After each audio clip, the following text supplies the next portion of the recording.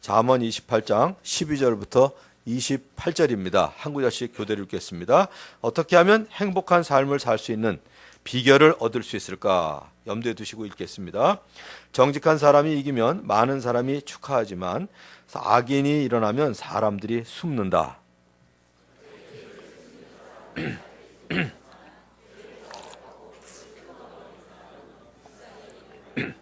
늘 두려워하는 마음으로 사는 사람은 복을 받지만 마음이 완고한 사람은 재앙에 빠진다.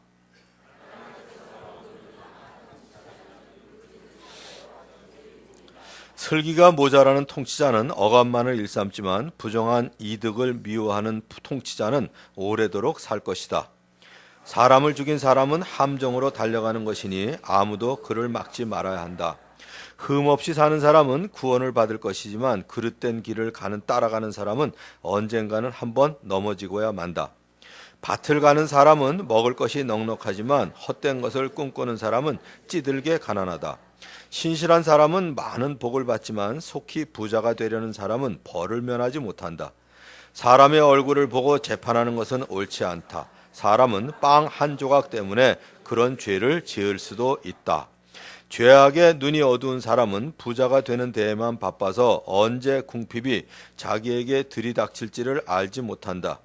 아첨하는 사람보다는 바르게 꾸짖는 사람이 나중에 고맙다는 말을 듣는다. 자기 부모의 것을 빼앗고도 그것이 죄가 아니라고 하는 사람은 살인자와 한패이다.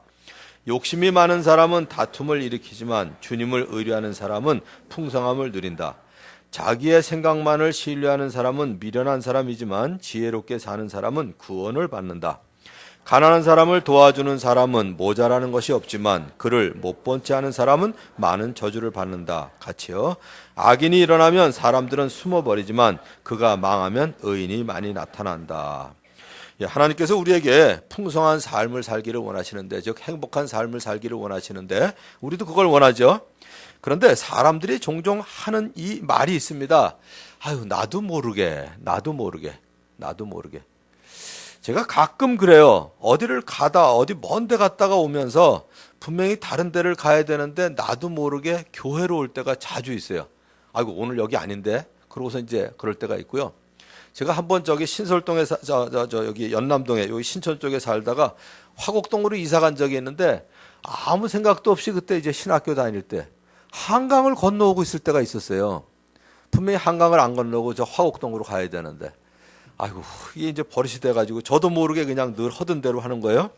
그럴 때 제일 억울한 때가 언제냐면 한강을 건넜는데 길이 꽉 막히면 참 그것처럼 억울한 일이 없어요.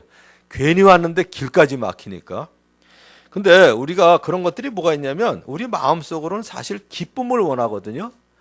근데 실제로 사는 모습은 재미를 추구하고 살고 있는 나를 볼 때가 많습니다.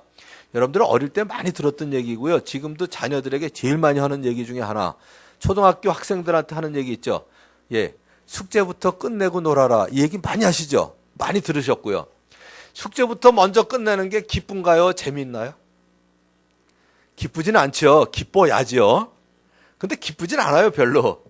근데 사실 숙제부터 끝내고 놀아라 이 얘기는 뭐냐면 재미보다는 기쁨을 먼저 추구해라 이 얘기죠. 밤새 애들이 게임을 하면 게임하니까 너무 재밌다 이 말은 되지만 밤새 게임을 했더니 기쁘다 이건 말이 안 되잖아요. 그러니까 우리가 뭘 추구해야 될지 분명히 아는 일입니다. 또 한 가지는 뭐냐면 우리 마음속으로는 평안을 원해요. 근데 사실 실제로 사는 거는 편안한 거를 추구하고 살거든요. 뭘 보면 아냐? 여러분들이 집 사시는 거 보면 알아요. 집 살 때 꼭 2억, 3억, 요새는 뭐 그냥 이 액수가 커져가지고 한 2억씩 융자를 내서 집을 사요. 그러니까 또 화장실이 하나 더 생기니까 너무 편하죠. 근데 그 다음 달부터 이제 이자를 내려면 마음이 평안하질 않아요.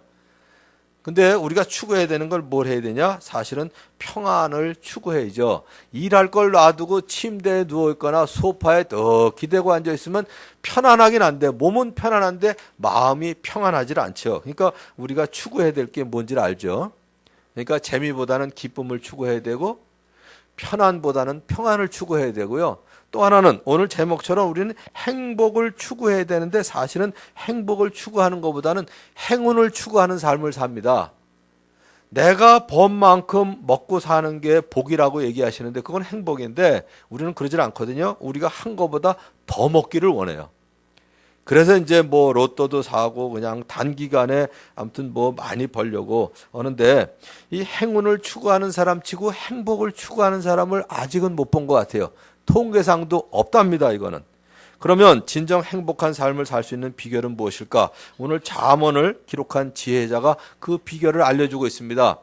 저가 한번 쭉 읽으면서 이렇게 딱 구분이 된 거, 그 정도 실력이면 여러분들은 신학자가 되셔야 될 텐데 그 정도는 아닐 거고요. 저는 말씀을 준비하다 보니까 이게 보이더라고요. 첫 번째가 12절이에요. 12절. 12절이 뭐냐면 정직한 사람이 이기면, 그래서 정직부터 시작하는데 첫 번째는 정직한 삶, 즉 신앙을 가져야 된다. 이게 행복한 사람이다, 이 얘기입니다. 행복한 사람을 보면 대개 인간관계를 잘 가지고 있는 사람입니다. 대인관계가 좋은 사람이 행복해요. 대인관계가 좋지 않은 사람 치고 행복하게 사는 사람 별로 못 봤습니다. 무엇보다도 부모와 자식 간의 관계를 잘 가지고 있는 사람들이 행복한 사람들입니다. 부모에게 효도하는 것을 보통 뭐라고 얘기하나요? 천륜이라고 그래요. 천륜. 그만큼 중요하다는 얘기죠. 효도가 뭘까요? 부모님과의 올바른 관계를 유지하면서 부모님의 마음을 기쁘시게 하는 삶을 말합니다. 이러한 삶을 사는 사람은 행복한 삶을 살 수 있습니다. 마찬가지로 하나님과 올바른 관계를 유지하면서 하나님을 기쁘시게 하는 삶을 사는 사람이 행복한 사람입니다. 물론 하나님을 믿는다고 하면서도 앞에서 얘기한 것처럼 기쁨보다는 재미를 추구하고요. 행복보다는 행운을 추구하고 평안보다는 편안을 추구하면 풍성한 삶을 살지 못합니다. 그런데 하나님을 경외하는 사람은 정직을 추구합니다. 정직. 왜 하나님 경외하는 거하고 정직하고 연관될까? 이게 뭐냐면 비록 보는 사람이 없더라도 하나님은 어디에나 계신 것을 알기 때문에 하나님을 경외하는 사람은 정직하게 살 수밖에 없습니다. 그래서 사도 바울이 하나님과 사람들 앞에서 양심의 거리낌이 없는 삶을 살기를 원한다고 이렇게 얘기했습니다. 그게 바로 하나님을 경외하는 사람의 바른 모습입니다. 비록 보는 사람이 없을지라도 하나님께서 우리 마음속에 주신 양심의 소리를 들을 줄 아는 사람. 제 친구 중에 운전을 무지하게 거칠게 하는 사람이 있어요. 아무튼 앞차하고 거리가 떨어지는 걸 못 보고요. 옆 차선이 빈 거를 못 견뎌요. 그래서 바로 그냥 들어가고. 한번 이제 같이 타고 오는 일이 있었는데 중간에 좀 그러더라고요. 목사예요? 저보고 그러더라고요. 내가 가장 비그리스도인이 될 때가 있대. 그때가 운전할 때라고 그러더라고요. 운전할 때 그 차 안에 하나님 계실까요? 안 계실까요? 계시죠? 근데 하나님이 그 안에 계시다면 그렇게 운전 안 할 거거든요? 그러니까 이제 그 사람이 솔직하게 얘기하는 거예요. 좀 이렇게 마음에 쩔렸나 봐요. 내가 옆에 앉아 있는데, 그냥 본래 하던 습관대로 하고 나서는 좀 마음에 걸렸는지 나보고 그러더라고요. 자기가 운전할 때 가장 비그리스도인이 된대. 안 믿는 사람은 다 그렇게 운전한다는 얘기가 아니고요. 마치 하나님 없는 사람처럼 산다 그런 표현을 그렇게 하더라고요. 여러분은 언제 가장 비그리스도인의 삶을 사세요? 돈 벌 때 그러나요? 아무튼 그러지 않길 바라요. 그렇지 않길 바라시는데, 그런데 하나님께서 주신 양심의 소리를 들을 줄 아는 이 정직한 사람, 이게 바로 올바로 하나님을 경외하는 사람이고요. 양심에서 벗어나는 일을 했을 때는 그것을 숨기는 것이 아니라 죄를 자백하고 그것을 끊어버리는 사람이 불쌍히 여김을 받습니다. 지난주에 재밌는 일이 있었어요. 유치원쯤 다니는 어린애가 큰 언니하고 이제 같이 왔더라고요. 그 웬일이냐 그랬더니 제 방에 왔어요. 엄마가 보내서 왔대요. 왜 그랬더니 그 엄마가 어린아이를, 그 유치원 다니는 애를 우리 방에 데리고 왔었는데 얘가 갈 때 뭘 집어간 거예요, 저희 방에서. 근데 뭘 집어갔냐면 그것과 똑같은 걸 제가 갖고 왔어요. 여기서 과일 찍어 먹는 거, 요거. 이거 한번 여쭤볼게요. 이게 일회용이에요? 계속 쓰는 거예요? 플라스틱으로 된 거. 자, 일회용은 오른손, 계속 쓴다 왼손, 동시에. 하나, 둘, 셋. 일회용에? 일회용으로 쓰고 버리기에는 너무 아까워요, 이게. 그래서 저는 꼭 씻어서 계속 쓰거든요. 물론, 이렇게 한 거 아니에요. 물로 깨끗이 씻어서 제가 계속 써요. 저희 방에 있는 거 목사님이 입으로 빤 거다. 이렇게 하시면 안 돼요. 꼭 있죠. 물로 깨끗이 닦아서 이렇게 도로 쓰는데 전 계속 써요, 이거를. 근데 보통은 버리더라고요. 지금 많은 분들이 일회용이라고 그러셨거든요. 근데 얘가 이걸 집어간 거예요. 그러니까 엄마가 생각하기에 이거는 지가 집어왔다. 이거 버리는 걸 주웠는지 뭐 어땠는지 모르지만, 그러니까 이제 애를 이렇게 보냈을 때 아마 그 엄마가 제 강의를 들었던 분인 것 같아요.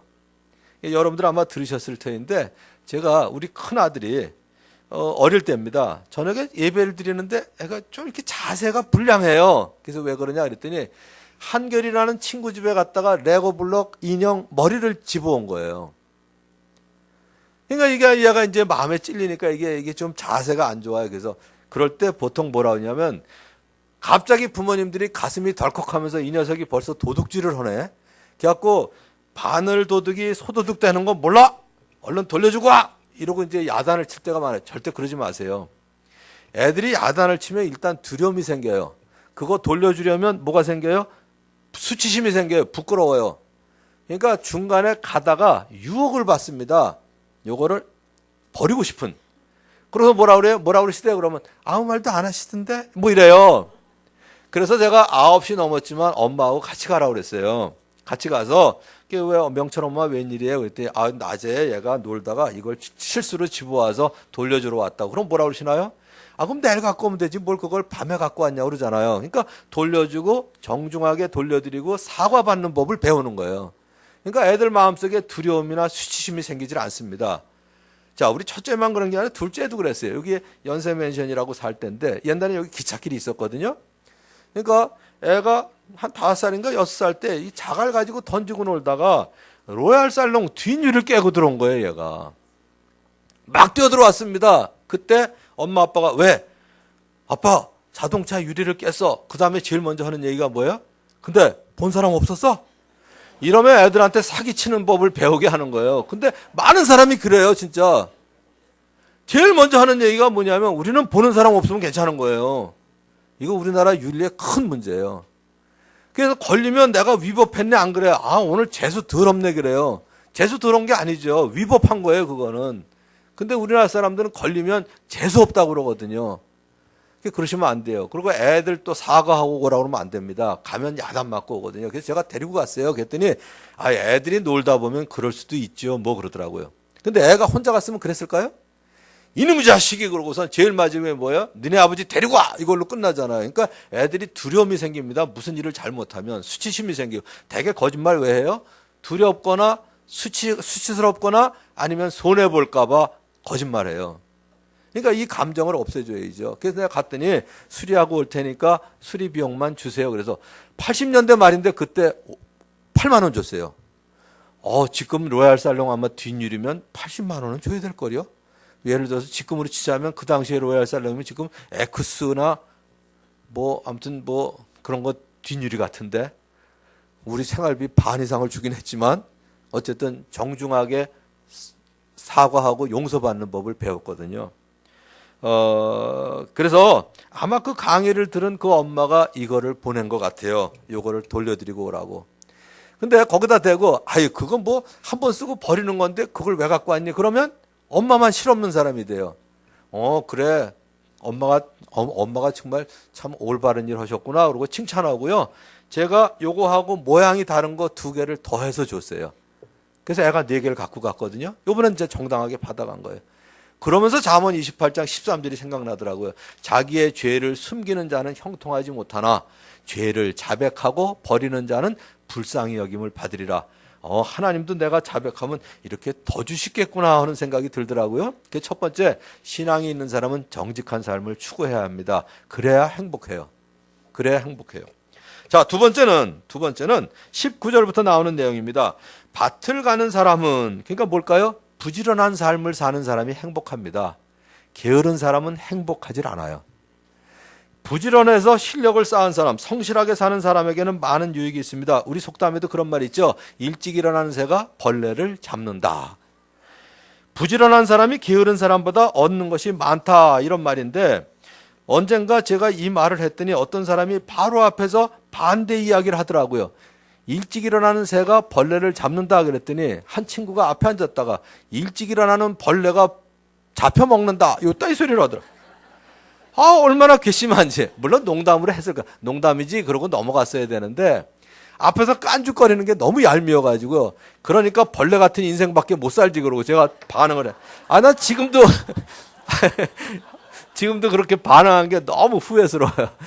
그걸 가지고 지금 몇 년 지났는데 그때 내가 그렇게 얘기해서 미안해. 지금 가서 얘기하기도 그렇고 계속 아무튼 그 친구만 만나면 제가 마음에 걸리는 게 그렇게 살면 벌레 같은 인생밖에 못 살아. 그러고서 얘기한 게 지금도 마음에 걸려요. 그 친구도 기억을 하는지 모르겠는데 어쨌든 성실하게 부지런히 사는 사람이 많은 일을 이루는 것이 분명합니다. 또 이런 말이 있죠. 바늘 허리에 실매어 쓰랴. 이 말처럼 속히 부자가 되려고 하는 것도 옳지 않습니다. 제가 요새 이게 실감이 나요. 이제 바늘귀가 안 보이기 시작하거든요. 제가 그때마다 이게 안경 쓰긴 싫고 그냥 하려고 그러면 몇 번을 해도 안 되는 거예요. 이게 진짜 바늘허리 이래서 그냥 매서 쓰고 싶은가 보다 그러는데 이 속히 부자가 되려고 하는 거 옳지 않습니다. 실력은 쌓지 않고 우선 좋은 성적만 쌓으려고 하면 한두 번은 좋은 성적이 나올지 모르지만 결정적인 순간에 실력이 안 나와요. 로또로 일시에 부자가 된 사람 중에 좋은 결과 맞이한 사람이 없답니다. 제가 쭉 통계를 봤어요. 그랬더니 수십억을 된 사람이 일시에 부자가 됐는데 이 사람이 금슬이 그렇게 좋았었거든요. 50대에 된 거예요.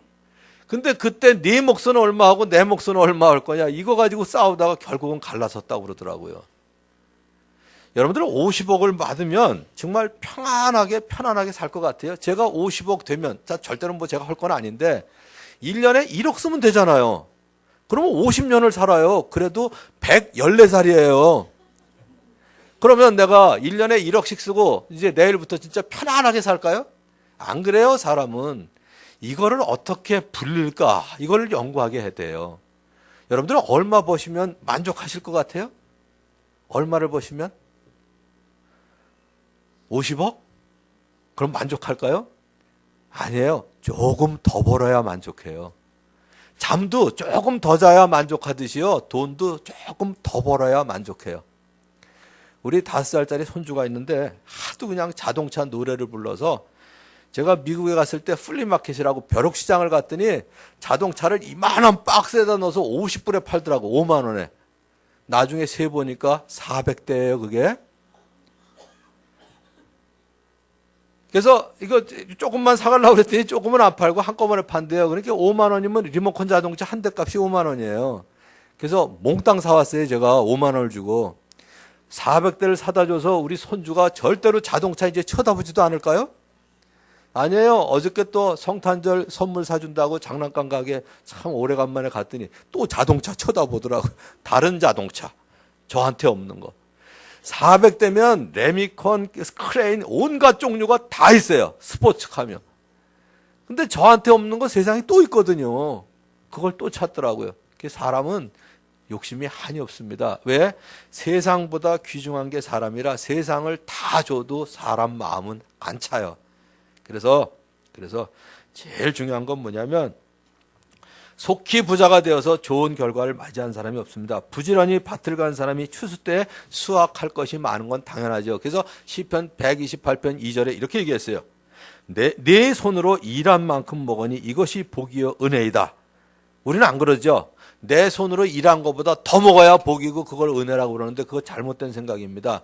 내 손으로 일한 만큼 먹는 거. 요새 일한 만큼도 못 먹는 사람 많습니다. 일한 만큼 먹는 게 복이요 은혜라고 했습니다. 그래서 뭘 해야 돼요? 내가 제일 잘할 수 있는 재능이나 은사를 찾아서 그 일을 개발해야 합니다. 남들 돈 됐다고요? 그 일 쫓아간다고 나 돈 버는 거냐? 아닙니다. 어제 저녁에 오래간만에 시간이 있어서 이제 TV를 딱 켰는데 마침 휴대폰에 대한 얘기가 나오더라고요.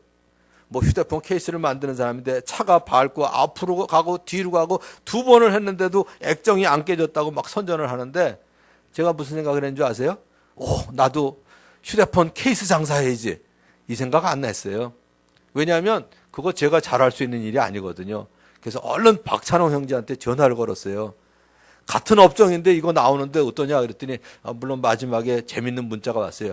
거기보다 우리가 더 대박이에요. 그래서 괜히 전화했네 하는 생각을 하긴 했지만 더 잘하는 사람한테. 그래서 모르겠어요. 그래도 아마 얻을 거 있었을 것 같아요. 늘 얘기하는 게 그것만 하지 말고 그것과 연관된 거를 조금씩 개발하면 좋지 않겠냐 하는데 마침 그 회사가 그걸 하고 있길래 얼른 보라 그랬는데 제가 잘할 수 있는 일이 아니기 때문에 제가 뛰어들 일이 아니거든요. 그거는 전 비즈니스 쪽은 아니에요. 그러니까 내가 잘할 수 있는 일을 해야 되고요. 또 내가 즐겁게 아무튼 너무 좋아서 할 수 있는 일을 해야 밤을 새서 해도 피곤하지 않습니다. 거기에 한 가지 더. 남에게 유익되는 일을 해야 돼요. 그래서 여러분들이 직업을 찾으실 때는 반드시 남에게 유익이 되는 일을 해야 됩니다. 내가 잘해요. 내가 좋아해요. 남에게 유익돼요. 돈 될까요? 안 될까요? 이게 돈도 돼요. 그래서 여러분들을 개발하는 거나 여러분들의 자녀를 개발시키는 거는 직업을 선택할 때에도 내가 잘하는 일, 내가 좋아하는 일, 그리고 남에게 유익되는 일 꼭 선택하셔서 정말 부지런히 사셔서 정말 하나님 기쁘시게 하고 많은 사람 유익하게 하시는 여러분 되시기를 주님의 이름으로 축원합니다. 자, 세 번째는 뭐냐면 25절부터 얘기하는 거예요. 24절부터. 너그러운 삶을 살 수 있는 성품을 갖춰라. 그래야 행복해진다 이 얘기입니다. 성탄절과 연말을 맞이해서 선물이 오가는 일이 많습니다. 한번 생각해 보세요. 물론 선물을 받는 사람, 선물을 나눠주는 사람이 인사치레로 하는 선물은 참 그건 부담스러워요. 그건 선물은 아니라고 봐요. 그런데 한번 생각해 보세요. 선물을 받는 사람의 마음이 더 기쁠까요? 선물을 하는 사람의 마음이 더 기쁠까요? 여러분 받을 때 더 기쁘세요? 나눠줄 때 더 기쁘세요? 물론 받을 때 좋죠. 근데 기쁜 건 어떤 게 기쁘냐 이거예요. 나눠줄 때는 기뻐요. 근데 받을 때는 부담스러워요, 사실. 제가 결혼하고 난 다음에 저희 아버님이 저한테 딱 하나 주신 게 있어요. 축의금 노트를 주시더라고요. 이거 꼭 갚아라 그러고요. 축의금 받을 땐 좋죠. 근데 다 그거 빚이라고 얘기하잖아요. 물론 저는 그거 보지도 않아요. 나는 받을 만한 사람, 또 내가 줄 수 있는 만큼 적여야지 내 체면 생각해서 얼마 따지고 그 사람이 얼마 했나 일절 저는 안 들여다봐요. 지금 어디 있는지도 모르겠어요. 근데 일반적으로는 그게 뭐예요? 다 축의금 받고 그러는 게 다 빚이라고 그러잖아요. 그러니까 선물 받을 때는 부담스러워요. 근데 나누어줄 때처럼 기쁜 일이 없습니다.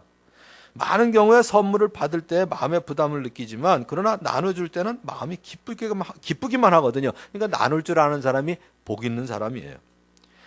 부자가 되기에만 바쁜 사람은 죄악에 눈이 어두워지기 쉽습니다. 그래서 마음이 좁아지고 마음이 궁핍해집니다.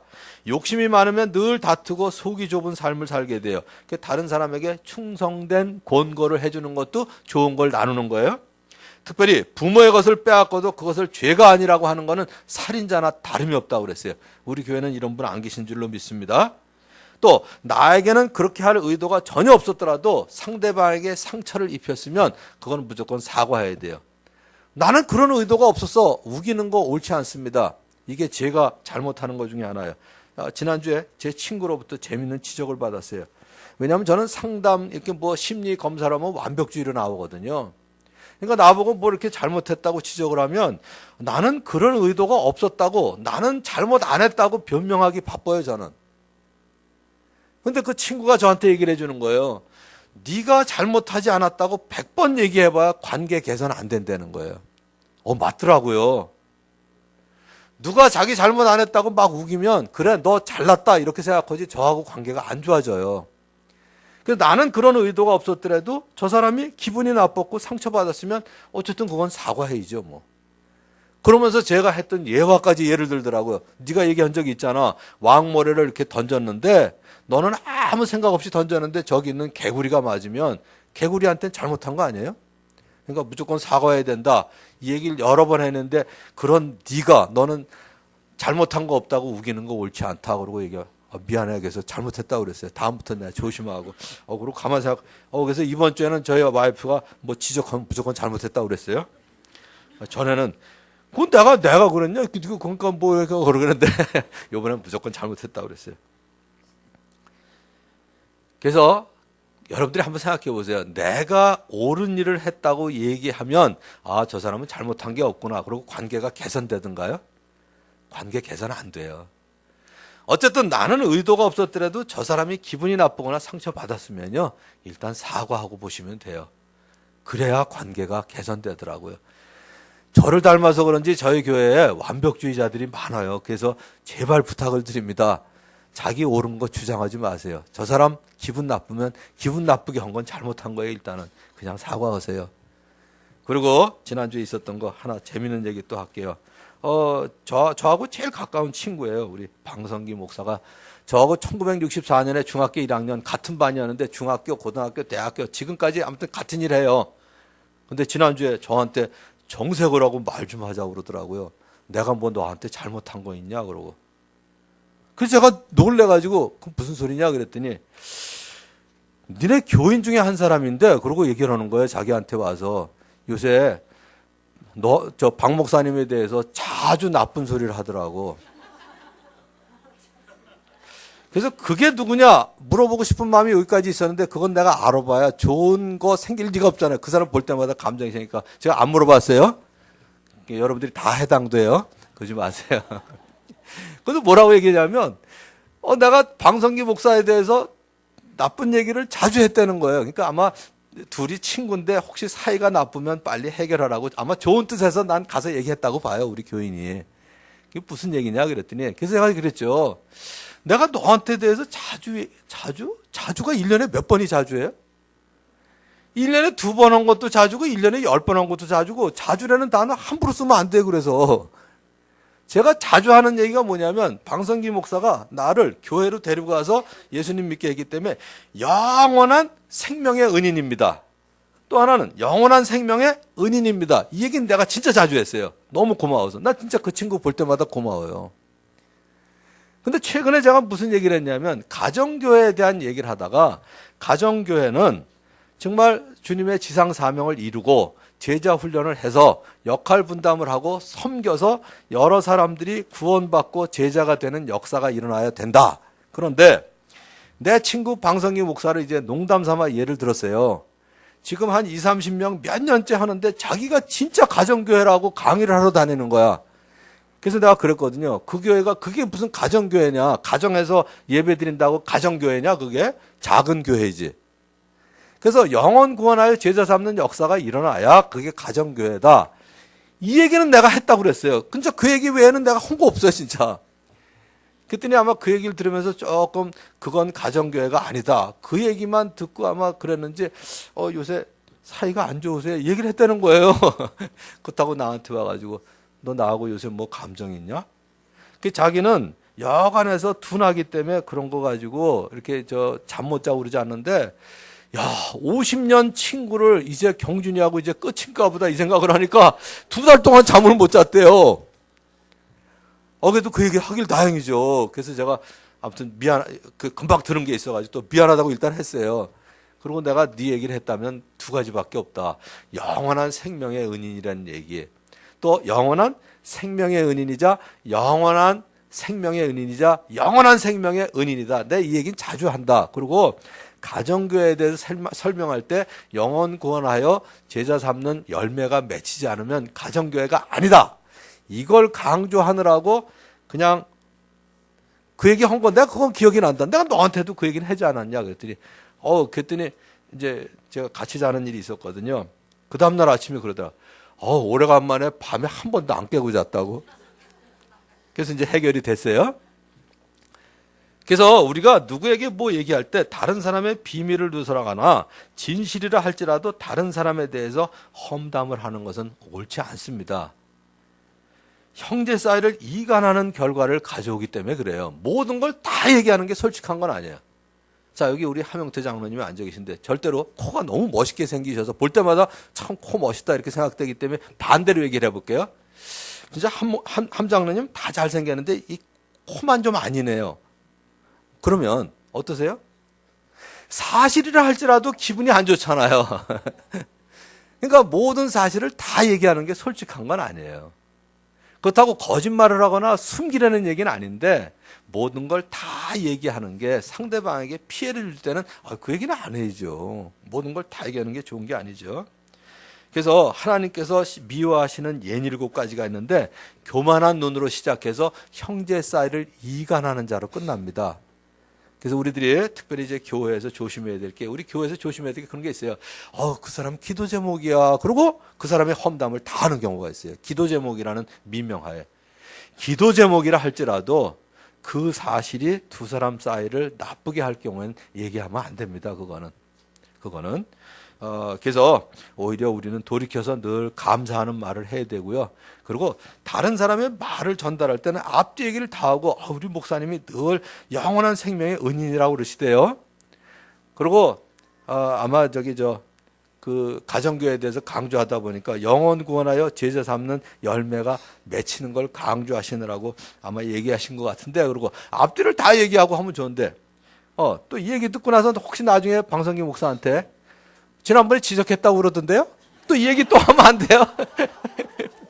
그 기껏 얘기해 줬더니 또 지적했다고 고자지른 거밖에 안 되니까, 하려면 얘기를 다 하시든지 아니면 안 하든지 그래야지, 그냥 이렇게 툭 나는 싱겁게 이렇게 던진 얘기가 이 50년 지기 친구 사이를 갈라놓는, 나 경준이하고 이제 이렇게 끝나나 그래가지고 2달 잠 못 잤다니까 정신이 번쩍 나는 거예요. 가슴이 철렁하더라고요. 야, 무슨 말을 어떻게 했길래 이게 말 한마디가 사람 사이에 이래놓나 그래가지고. 그래서 오늘 말씀드린 것처럼, 자, 이제 결론 맺을게요. 여러분들이 만일에 사위나 며느리를 얻는다면 어떤 사람을 맞이하고 싶으세요? 첫째는 당연히 신앙이 있어야죠. 그죠? 두 번째는 생활 능력이 있어야 되지 않겠어요? 여러분들이 벌어먹일 거 아니면. 그 다음에 성품이 좋아야 돼요. 근데 오늘 잠언 28장에서 얘기하는 바로 3가지가 그거더라고요. 첫째는 뭐냐면, 늘 정말 하나님이, 사람이 있으나 없으나 하나님은 어디에나 계시기 때문에 늘 정직한 삶을 추구할 정도의 신앙이 있는 사람. 두 번째가 뭘까요? 부지런하여 생활 능력이 있는 사람. 그리고 다른 사람에게 베풀 정도로 너그러운 성품이 있는 사람. 이런 3 종류 뽑을 거 아니에요? 만일에 여러분들이 사업을 하시면, 우리 김태진 사장님 어떤 직원을 뽑으세요? 첫째, 업무 능력이에요. 신앙부터 보지는 않겠죠. 그죠? 업무 능력. 두 번째는 팀워크를 할 수 있는 성품. 거기에다 신앙까지 있으면 더할 나위 없이 좋죠. 우리가 선교사를 보낼 때도 마찬가지입니다. 개인의 신앙만 중요한 게 아니고요. 개인의 신앙도 잘 살아야 되지만 선교 능력이 있어야 돼요.